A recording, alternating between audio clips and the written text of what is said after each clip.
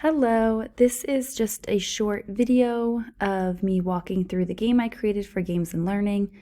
I created the game The Mathletics, which is essentially just a curveball on the classic game of Jeopardy. So it is an educational review game for the classroom.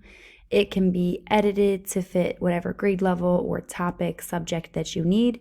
For my specific game, I obviously chose math, which is why I named it The Mathletics. And you can see at the bottom of the screen where it has the teams playing for this game, it is the star students versus the diamond decimals. So I would use that to kind of share with whatever topic is being taught. So in this case, it is a math review game that incorporates decimals. So here is a look at the game board. Again, very similar setup to Jeopardy with our 5 categories, with also the question difficulties ranging from 100 points all the way up to 500 points. The 100-point questions are simple. They are very skill-based vocabulary, where they get more and more challenging as they move up in scores. The 500 and 400 questions are more so word problems with higher order thinking. So one of the twists to typical Jeopardy, well, first, the categories are all different hits in baseball. But also, instead of the teams just selecting a category and a question type, I added a spinner where students will have a chance to actually hit the ball to find out the category. So there are some sound effects to the spinner, has a baseball theme. In this case, the spinner hit a home run. So this means that the team up to bat is going to choose a question. They get to decide the difficulty level, but in the home run category. So if they wanted to decide to do a home run question for 200, the question would appear and the team would be able to collaborate to answer the question.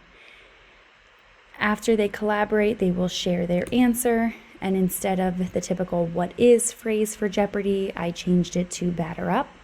And this will display the answer so students are able to get immediate feedback for the in-game assessment. So if this team answers the question correctly, they will earn the amount of points the question is worth. So in this case, if they are correct, they would earn 200 points.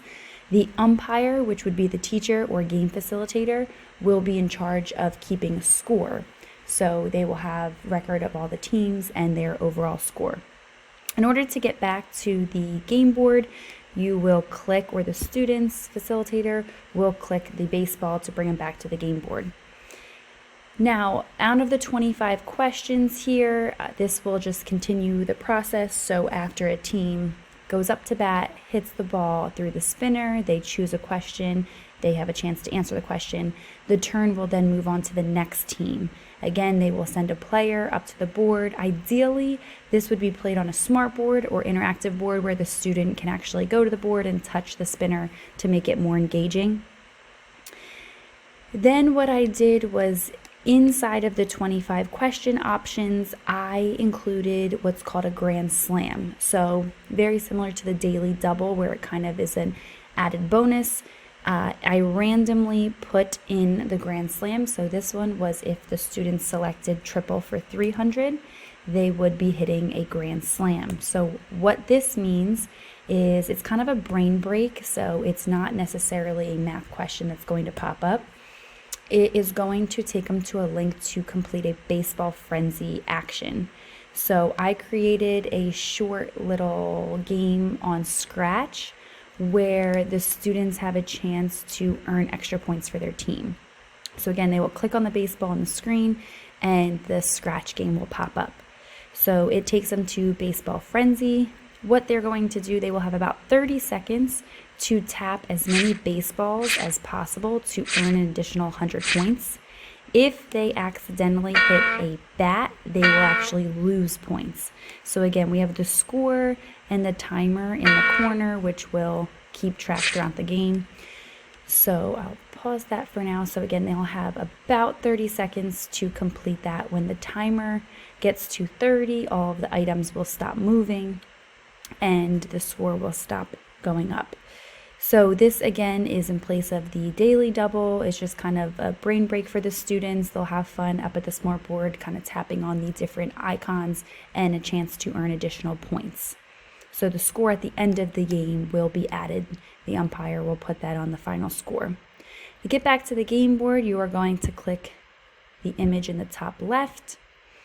And like we mentioned, they will just take turns. The next team will be up to spin the ball and pick a question. After all of the questions were answered on the game board, we will move into Final Jeopardy. So for the twist for the Mathletics, we are going to have an extra inning, which will bring them into the 10th inning. So the Final Jeopardy is considered the 10th inning. The students will have a chance to collaborate as a group and strategically determine a wager that they would like to make for the Final Jeopardy question. So after they give their wager, the question will be shown for all the teams to see. Instead of the typical Jeopardy theme song, I went ahead and created an audio button to play Take Me Out to the Ball Game, just to keep the baseball theme going here. After a few minutes of students solving the 10th inning question, the answer will be displayed and the umpire will then go ahead and determine the wagers and who is able to earn points or who will need to lose points.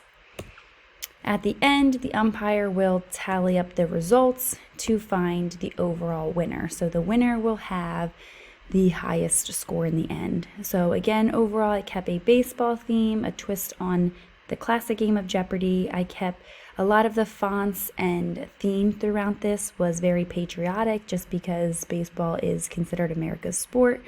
So thank you so much for watching, and I hope you have a chance to play the game.